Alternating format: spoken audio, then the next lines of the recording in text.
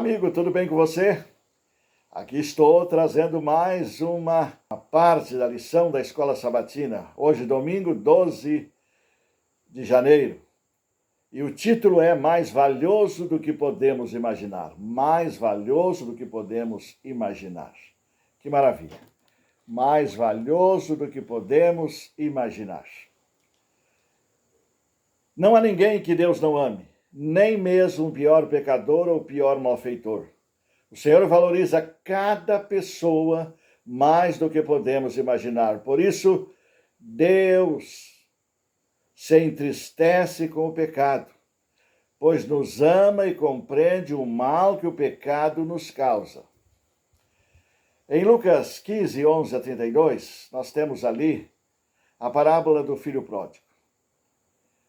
E o que a parábola do filho pródigo revela sobre a compaixão e o amor de Deus? E que advertência ela dá àqueles que, como o filho mais velho, permanece na casa do pai?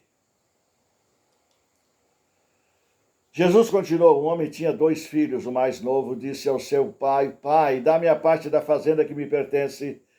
E assim ele repartiu sua propriedade entre eles. Não muito tempo depois, o filho mais novo reuniu tudo o que tinha e foi para uma região distante. E lá desperdiçou seus bens vivendo irresponsavelmente. Depois de ter gasto tudo, houve uma grande fome em toda aquela região e ele começou a passar necessidade. Por isso foi empregar-se com um dos cidadãos daquele lugar, que o mandou para o seu campo a fim de cuidar de porcos.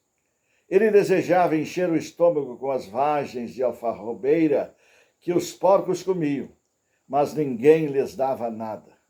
Caindo em si, ele disse: quantos empregados e meu pai têm comida de sobra e eu aqui morrendo de fome. Eu me porei a caminho e voltarei para meu pai e lhes direi: Pai, pequei contra o céu e contra ti. Não sou mais digno de ser chamado teu filho, trata-me como um dos teus empregados. E a seguir levantou-se e foi para seu pai. Estando ainda longe, seu pai ouviu e, cheio de compaixão, correu para seu filho e o abraçou. Que coisa linda! O filho lhes disse: Pai, pequei contra o céu e contra ti. Não sou mais digno de ser chamado teu filho. Mas o pai disse aos seus servos: depressa, tragam a melhor roupa e vistam nele. Coloquem um anel em seu dedo e calçados em seus pés. Tragam o novilho gordo e matem-no. Vamos fazer uma festa e comemorar, porque esse meu filho estava morto e voltou à vida. Estava perdido e foi achado. E começaram a festejar. Enquanto isso, o filho mais velho estava no campo. Quando se aproximou da casa, ouvindo a música e a dança, então chamou um dos servos e perguntou-lhe o que estava acontecendo. E esse lhe respondeu: seu irmão voltou e seu pai matou o novilho gordo, porque o recebeu de volta, são e salvo. O filho mais velho encheu-se de ira e não quis entrar. Então seu pai saiu e insistiu com ele, mas ele respondeu a seu pai: olha, todos esses anos tenho trabalhado como um escravo ao teu serviço e nunca desobedeci às tuas ordens. Mas tu nunca me deste nem um cabrito para eu festejar com meus amigos. Mas quando volta para casa esse teu filho, vejam, quando volta esse teu filho, não o meu irmão, que esbanjou os teus bens com as prostitutas, matas o novilho gordo para ele. Disse o pai: meu filho, você sempre esteve comigo, e tudo que tenho é seu. Mas nós tínhamos de comemorar e alegrar-nos, porque esse teu irmão estava morto e voltou à vida. Estava perdido e foi achado. Queridos, na parábola aqui não é acusado nem censurado a má conduta do filho pródigo. Não, nada disso o pai fez. O filho sente que o passado está perdoado, esquecido e apagado para sempre. E assim fala Deus ao pecador: desfaça as tuas transgressões como a névoa e os teus pecados como a nuvem. Isaías 44, 22. Porque perdoarei a tua maldade e nunca mais me lembrarei dos teus pecados. Jeremias 31, 34. Deixa o ímpio o seu caminho e o homem maligno os seus pensamentos e converta-se ao Senhor, que se compadecerá dele. Torne para o nosso Deus, porque grandioso é em perdoar. Isaías 55, 7. Naqueles dias e naquele tempo, diz o Senhor, buscar-se-á a maldade de Israel e não se achará, e os pecados de Judá e não se acharão. Jeremias 50, 20. Agora aquela voz que falou longamente ao coração, mas para a qual não atentaste, amigo, chega a ti clara e distinta, dizendo: levantai-vos e andai, porque não será aqui o vosso descanso, por causa da corrupção que destrói, sim, que destrói grandemente. Miqueias 2:10. Volta ao lar do Pai, querido, ele te convida dizendo: o que vem a mim, de maneira nenhuma lançarei fora. João 6,37. Diz ao inimigo que o sangue de Cristo purifica de todo o pecado. Faze tua oração de Davi. Purifica-me com ensopo, e ficarei puro. Lava-me e ficarei mais alvo do que a neve. Salmo 51, 7. Levante-se, querido, e vá ter com seu pai. Ele irá ao seu encontro quando ainda estiver longe. Seu Pai Celestial te tirará as vestes manchadas de pecados. Na bela profecia de Zacarias, o sumo sacerdote Josué, que estava em pé diante do anjo do Senhor, e sendo acusado por Satanás, pelo inimigo, ele estava com as vestes sujas, imundas, é verdade, que representam um pecador.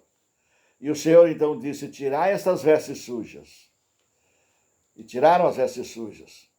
E a ele o Senhor acrescentou: eis que tenho feito com que passe de ti a tua iniquidade, e te vestirei de vestes novas. E puseram a mitra limpa sobre a cabeça do sumo sacerdote, e o vestiram de vestes.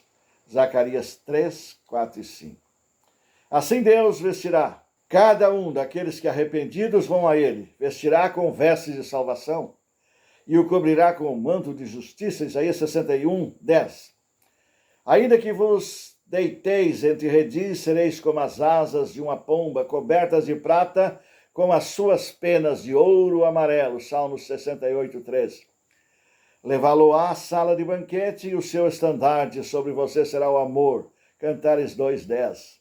Se andares nos meus caminhos, declara, te darei lugar entre os que estão aqui, mesmo entre os santos anjos que circundam o seu trono. Zacarias 3:7.